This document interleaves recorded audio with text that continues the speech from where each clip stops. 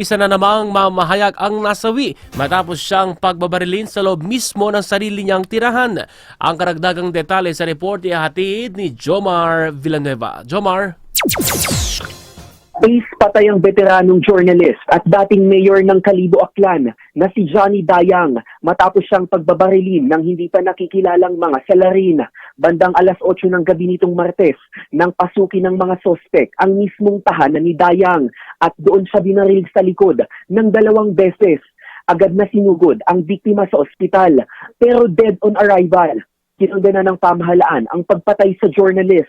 Ayon kay Presidential Task Force Media Security Executive Director at Undersecretary Jose Torres Jr., pangumunahan ng Philippine National Police ang investigasyon sa nangyaring pagpatay.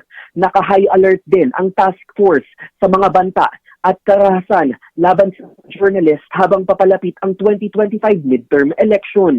Nanawagan din ng katarungan si National Press Club President Leonel Abasola at sinabing dapat na mapanagot ang mga salarin. Samantala si Dayang ay pumanaw sa edad na 89.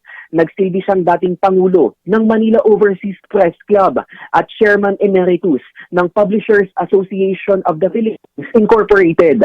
Jomar Villanueva, Newslight.